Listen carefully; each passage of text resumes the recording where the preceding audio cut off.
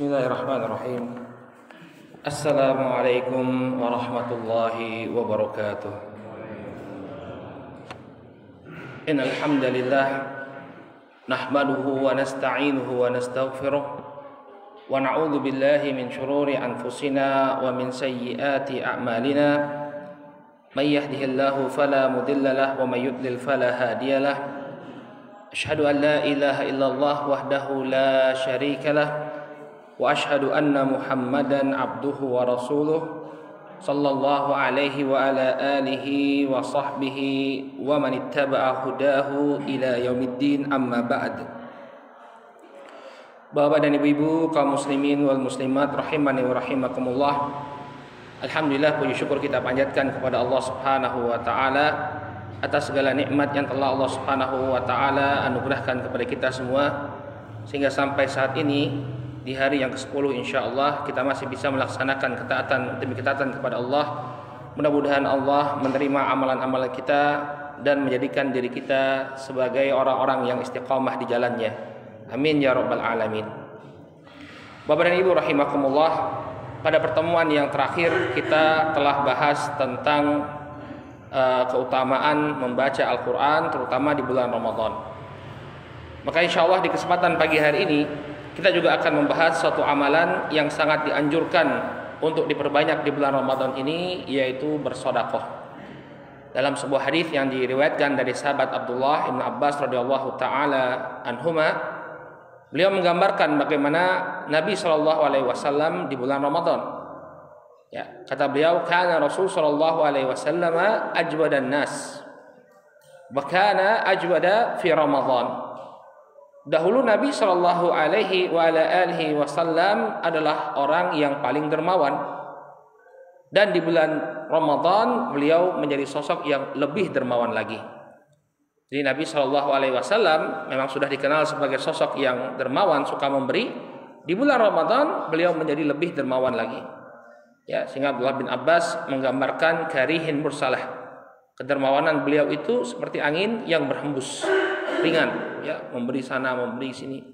Ini menunjukkan bahwa disunahkan bagi kita untuk memperbanyak sedekah. Nah, sedekah ini Bapak dan Ibu, di luar bulan Ramadan saja keutamanya sangat luar biasa. Allah Subhanahu wa taala menggambarkan orang yang bersedekah ini, ya, seperti dia menanam sebuah pohon yang kemudian menumbuhkan 7 bulir. Kemudian setiap bulirnya ini nanti berkembang menjadi 100. Berarti satu bulir yang disedekahkan jalan Allah dilipat gandakan oleh Allah Subhanahu wa taala menjadi 700 bulir. Dalam surat Al-Baqarah ayat ke-261, Allah Subhanahu wa taala berfirman, "Matsalul ladzina yunfiquna amwalahum fi sabilillah kamatsali habbatin anbatat sab'a sanabil fi kulli sunbulatin mi'ata habbah."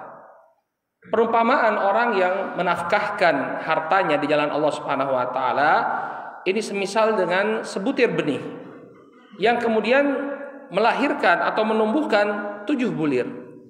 Lalu 7 bulir ini melahirkan atau menumbuhkan 100 bulir.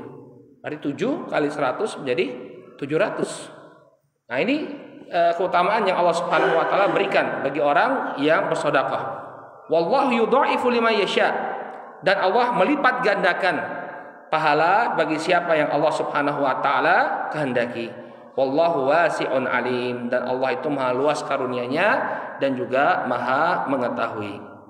Ya. Ini diantara keutamaan sedekah. Nah, sedekah ini memang disebutkan oleh Nabi Shallallahu alaihi wasallam sebagai bukti keimanan, ya, pada diri kita. Jadi salah satu perkara yang membuktikan orang itu beriman adalah ketika dia mengeluarkan hartanya di jalan Allah Subhanahu wa taala. Makanya Nabi SAW mengatakan dalam hadis Abu Malik Al-Asy'ari, "Was-shadaqatu burhanun." Sedekah itu adalah bukti. Ya, bukti keimanan. Karena kita itu diciptakan oleh Allah Subhanahu wa taala, ya, sangat mencintai harta. Wa tuhibbunal mala hubban jamma. Dan kalian itu sangat mencintai harta. Tapi kemudian dia sedekahkan jalan Allah Subhanahu wa taala. Maka sedekah ini merupakan bukti keimanan seseorang. Dan juga sedekah ini akan menjauhkan diri kita dari su'ul khotimah, meninggal dalam keadaan yang buruk. Ya. Dalam sebuah hadis yang diriwayatkan oleh Imam Tirmidzi dari sahabat Anas bin Malik radhiyallahu taala anhu, Nabi sallallahu alaihi wasallam bersabda, "Inna shadaqata la tudfi'u ghadabar rabb wa tadfa'u an mitatasu." Sesungguhnya sedekah, kata Nabi alaihi salatu wasallam, akan memadamkan murka Allah. Ya, dengan sedekah maka murka Allah Subhanahu wa taala itu akan padam. Wa tadfa'u an mitatasu, dan dia akan mencegah seseorang dari su'ul khatimah. Ya, mati dalam keadaan dia kufur kepada Allah, mati dalam keadaan dia melakukan kemaksiatan, ya. Ini semua akan terhindar apabila seseorang dia gemar bersedekah. Ya. Ini satu hal yang perlu kita sampaikan, bahwa husnul khotimah dan su'ul khotimah ini bukan saja dilihat dari bagaimana cara dia meninggal. Misalnya ada orang yang kadang-kadang kita mengatakan, oh yang husnul khotimah itu adalah orang yang meninggal dalam keadaan bersujud, meninggal dalam keadaan sedang membaca Al-Quran, meninggal dalam keadaan berzikir. Tidak, ya.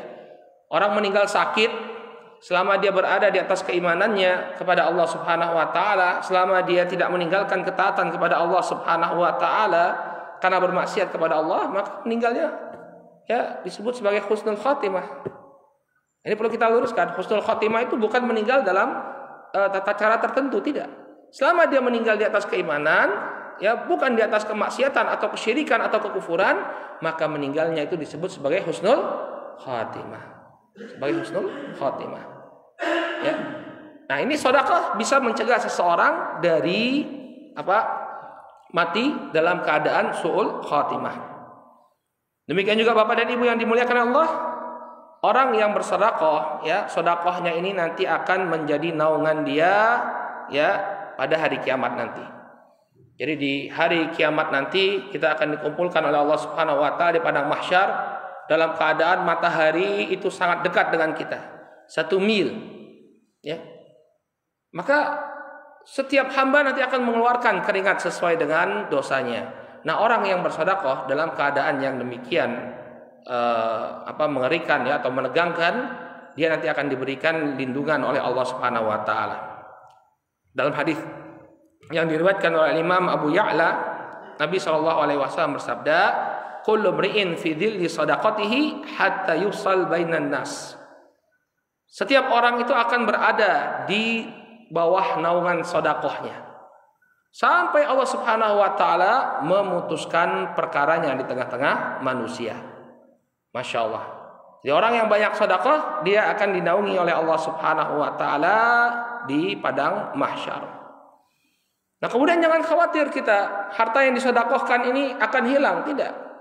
Ya, Allah Subhanahu wa taala akan mengganti, ya, dengan sesuatu yang lebih baik. Dalam sebuah hadis yang diriwayatkan oleh Imam Al-Bukhari dan Muslim, Nabi Shallallahu alaihi wasallam menyebutkan ada 2 malaikat yang turun, ya, pada setiap pagi. Yang satu mendoakan kepada orang-orang yang menafkahkan hartanya di jalan Allah untuk diberi pengganti yang baik, sementara yang satu, ya, mendoakan keburukan bagi orang yang bakhil, ya, yang menahan hartanya.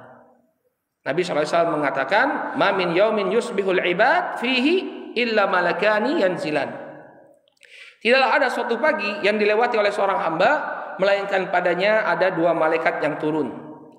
Fayaqulu ahaduhuma, Allahumma a'ti munfiqan khalafa, wa yaqulul akharu, Allahumma a'ti mumsikan talafa. Malaikat yang pertama mengatakan, ya Allah, berikanlah ganti kepada orang-orang yang telah berinfak. Kemudian yang kedua mengatakan, ya Allah, berikanlah keburukan atau kebangkrutan kepada orang yang bakhil, yang menahan hartanya. Ya. Jadi kalau orang itu bersedekah, jangan khawatir, pasti Allah Subhanahu wa taala ganti dengan yang lebih baik. Dan terkadang gantinya itu bukan dalam bentuk harta yang sama, ya. Kita sedekahkan uang, gantinya juga uang, tidak. Banyak gantinya, keberkahan dalam kehidupan kita, keharmonisan rumah tangga kita, kesehatan yang kita dapatkan, ya. Ini semua adalah ganti dari Allah Subhanahu wa taala, dan itu pun baru di dunia. Ya, belum di akhirat nanti.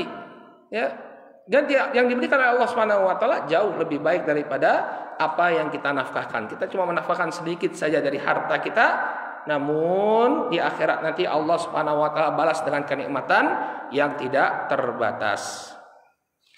Baik. Kemudian untuk melengkapi pembahasan kita ini Bapak dan Ibu, perlu diketahui beberapa ketentuan atau adab dalam bersedekah. Ya. Di antara adab atau ketentuan dalam bersedekah ini, ya, hendaknya sedekah itu dikeluarkan setelah kebutuhan kita itu terpenuhi. Jadi jangan kemudian kebutuhan kita belum terpenuhi, misalnya anak masih butuh makanan, istri masih butuh makanan, kemudian kita bersedekah. Ya. Dalam sebuah hadis yang diriwayatkan oleh Imam Al-Bukhari, Nabi SAW mengatakan, khairus shadaqati makana an dhahri ginan wabda biman ta'ul. Sedekah yang terbaik itu adalah sedekah yang dikeluarkan setelah keperluan itu dipenuhi. Ya, apa yang menjadi hajat kita itu terpenuhi, baru kemudian sedekah. Wabda biman ta'ul, dan mulailah dari orang yang yang menjadi tanggung jawabmu. Ya, jadi ada prioritas. Jadi prioritas itu ada. Jangan sampai harta disedekahkan padahal keluarga yang menjadi tanggung jawab dia sangat membutuhkan. Kemudian di antara adab dalam bersedekah, sedekah itu lebih utama ketika kita melakukannya secara diam-diam. Ya, secara diam-diam. Walaupun boleh saja bersedekah secara terang-terangan, namun yang paling afdal adalah kita melakukannya secara diam-diam. Dalam surat Al-Baqarah ayat ke-271 Allah Subhanahu wa taala berfirman, "In tubdus shadaqat fa ni'mahi wa in tukhfuha wa tu'tuhal fuqara fa huwa khairul lakum."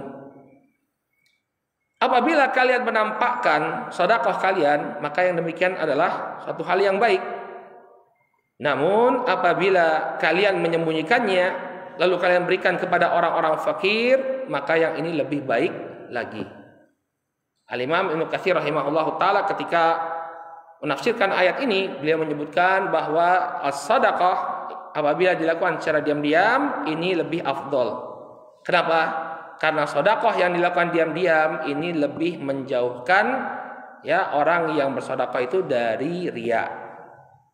Ya. Jadi ketika dia bersedekah secara diam-diam lebih aman. Berbeda dengan yang bersedekah terang-terangan, walaupun boleh ya, bukan tidak boleh. Bersedekah secara terang-terangan itu boleh. Apalagi kalau ada kemaslahatan di sana. Misalnya ingin memberikan contoh. Seperti yang dilakukan ya, disebutkan dalam kisah seorang sahabat ketika itu Nabi SAW memerintahkan untuk bersedekah, lalu ada sahabat yang membawa hartanya ya ke hadapan Nabi SAW untuk disedekahkan, maka kemudian Nabi SAW mengatakan, man sanna fil islami sunnatan hasanan fa umila biha ba'dahu kutiba lahu mithlu ajri man amila biha wa la yanqusu min ujurihim syai'. Barang siapa yang memberikan contoh kebaikan kemudian diikuti oleh orang setelahnya, diamalkan oleh orang setelahnya, maka dituliskan baginya pahala orang-orang yang melakukan perbuatan tersebut tanpa mengurangi pahala mereka. Diberikan kepada orang yang memberikan contoh. Jadi kalau misalnya kita ingin bersedekah untuk memberikan contoh kepada yang lain, memotivasi yang lain, maka ini demikian juga satu kebaikan. Hanya saja memberikan sedekah secara diam-diam ini lebih aman dari riya. Ya. Kalau tadi memberi contoh, nah ini hati kita masih perlu dijaga betul. Ini saya ngasih contoh atau pamer? Ya enggak? Tapi kalau memberikan secara diam-diam enggak ada yang tahu, bahkan dalam hadis dikatakan tangan kanan memberi, tangan kiri tidak tahu. Maka ini tentu lebih menjaga keikhlasan kita. Ya. Kemudian hendaknya ketika kita bersedekah, kita tidak meminta balasan apapun dari orang yang kita berikan. Jadi sedekah itu lillah. Ya, fisabilillah. Lillah fisabilillah, ya. Karena Allah Subhanahu wa taala dan di jalan Allah Subhanahu wa taala. Yang kita lakukan dengan penuh keikhlasan. Yang kita harap adalah balasan dari Allah, bukan manusia yang membalasnya. Allah Subhanahu wa taala berfirman, "Wa ma umiru illa liya'budullaha mukhlishina lahuddin." Dan tidaklah mereka diperintahkan kecuali untuk beribadah kepada Allah dengan memurnikan agama ini hanya untuk Allah Subhanahu wa taala. Maksudnya memurnikan amalan-amalan mereka hanya untuk Allah Subhanahu wa taala. Jadi hendaknya ikhlas kita. Enggak usah mengharap balasan dari orang yang kita beri, enggak. Ya. Nanti kita enggak dapat apa-apa di akhirat, ya. Mengharapkan ucapan terima kasih atau mengharapkan nanti namanya disebut-sebut, ya. Makanya ada satu fenomena yang perlu kita luruskan juga. Terkadang orang habis ngasih itu minta didoakan. Ya, makasih ya Bu. Oh nyuwun doa ngipun ya. Minta doanya ya. Nah ini sebaiknya juga jangan Bapak dan Ibu, ya. Karena sifat orang yang beriman itu ketika dia memberikan sedekah, hanya mengharap balasan dari Allah Subhanahu wa taala, dan tentunya balasan dari Allah jauh lebih berharga daripada apa yang ada, yang diberikan oleh manusia di dunia. Innama nut'imukum liwajhillah la nuridu minkum jazaan wala syukura. Allah Subhanahu wa taala menyebutkan tentang bagaimana orang-orang yang beriman. Innama nut'imukum liwajhillah. Kami memberi makan, memberi sedekah kami kepada kalian hanya mengharapkan wajah Allah Subhanahu wa taala. La nuridu minkum jazaan wala syukura. Kami tidak menginginkan agar kalian itu membalas kebaikan kami, demikian juga kami tidak mengharapkan terima kasih dari kalian. Jadi kalau orang dikasih kemudian tidak mengucapkan terima kasih, tidak mendoakan, kita tidak jadi masalah. Tidak menjadi masalah sama sekali, karena yang kita cari adalah ridho Allah Subhanahu wa taala.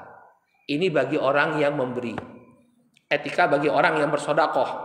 Sudah kasih aja, enggak usah mengharapkan balasan sama sekali. Tapi bagi orang yang diberi, merupakan satu adab yang baik ketika dia diberi, dia ekspresikan terima kasihnya kepada orang yang memberi. Jadi harus dibedakan. Kalau orang yang memberi, sudah ikhlaskan Allah Subhanahu wa taala. Orang yang diberi hendaknya dia berterima kasih kepada orang yang telah memberikan kebaikan kepadanya. Nabi alaihissalatu wassalam mengatakan, la yashkurillah man la yashkurin nas. Tidaklah bersyukur kepada Allah Subhanahu wa taala orang yang tidak berterima kasih kepada manusia. Jadi bedakan antara dua adab ini. Bagi yang memberi, hendaknya dia mencari keridhaan Allah Subhanahu wa taala semata. Adapun bagi yang diberi, hendaknya dia ekspresikan terima kasihnya kepada orang yang diberi. Sudah kasih aja. Walaupun nanti dia kok responnya dingin atau apa, nggak jadi masalah. Itu kita belajar ikhlas.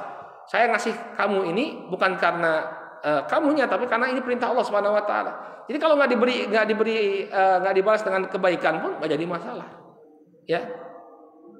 Berat ya Pak. Terus DKI kok menang wae.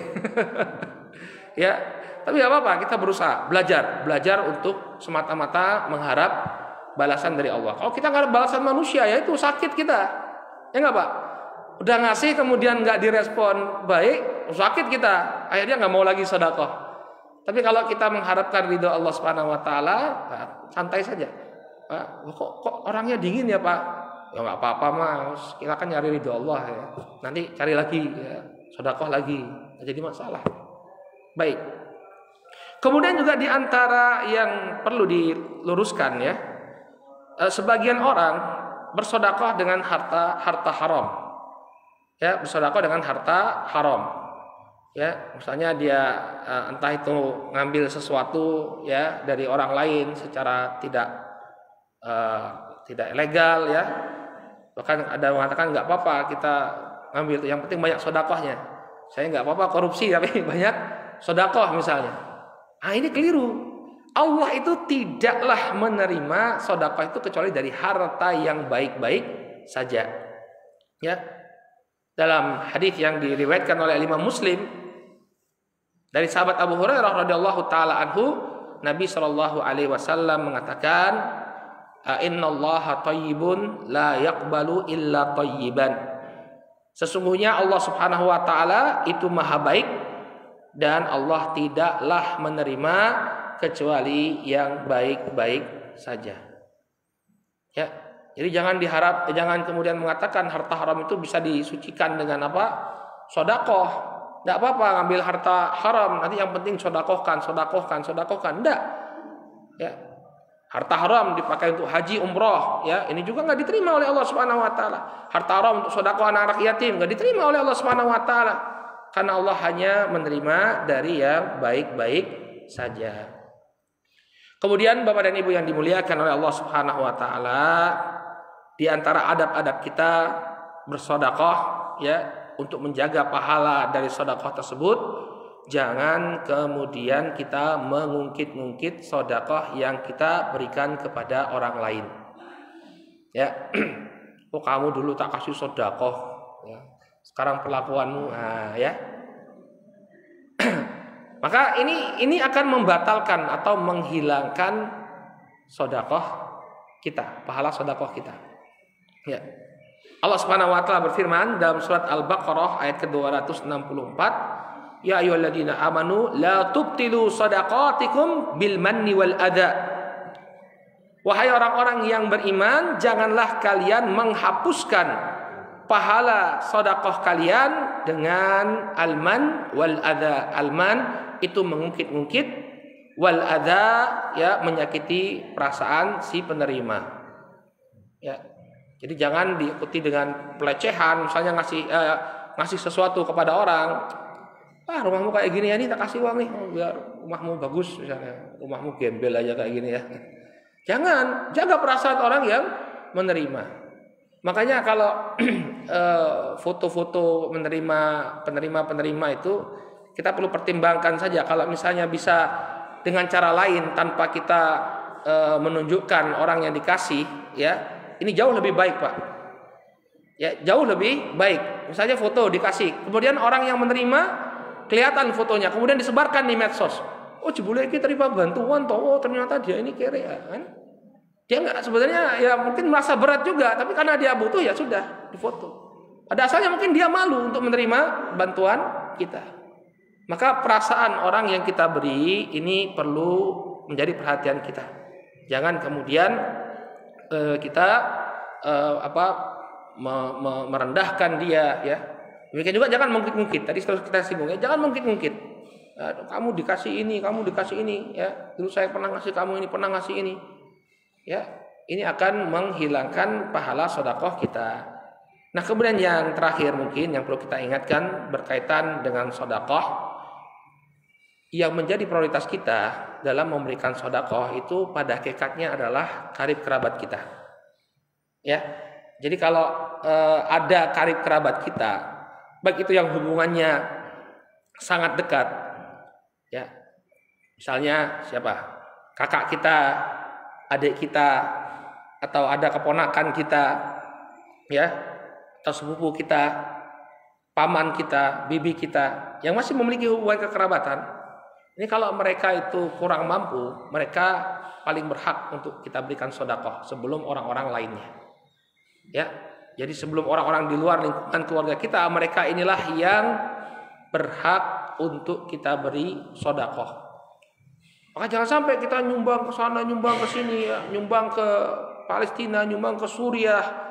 Sementara karib kerabat kita, Pak Lek kita sakit, butuh biaya, butuh ada yang membantu, kita enggak bantu. Ya, misalnya saudara kita, adik kita, ya kehidupannya susah, melarat, ya kita lupakan, itu nyumbang kemana-mana. Padahal karib kerabat itu memiliki hak untuk kita tunaikan. Di antara hak mereka ketika mereka kesusahan, kita hendaknya hadir untuk memberikan bantuan. Oleh karena itulah, sedekah yang diberikan kepada karib kerabat ini bukan hanya bernilai sedekah saja, tapi bernilai silaturahim. Nabi SAW mengatakan, as-sadaqatu ala miskin sadaqatun. Sedekah yang diberikan kepada orang miskin ini hanya bernilai sedekah.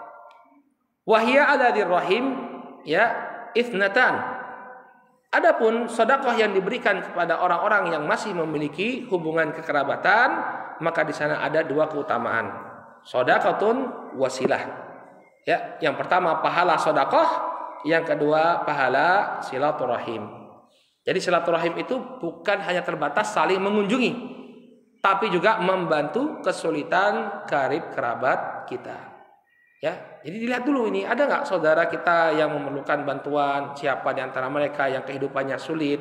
Inilah yang hendaknya menjadi prioritas kita dalam bersedekah. Ini ya Bapak dan Ibu yang dimuliakan oleh Allah Subhanahu wa taala, beberapa hal yang berkaitan dengan sedekah. Ya, mudah-mudahan sedekah kita di bulan Ramadan ini, demikian juga di bulan-bulan lainnya menjadi sedekah yang benar-benar optimal, mendapatkan keutamaan yang telah dijanjikan oleh Allah Subhanahu wa taala. Amin ya rabbal alamin. Baik, kalau ada yang ingin ditanyakan berkaitan dengan sedekah, kami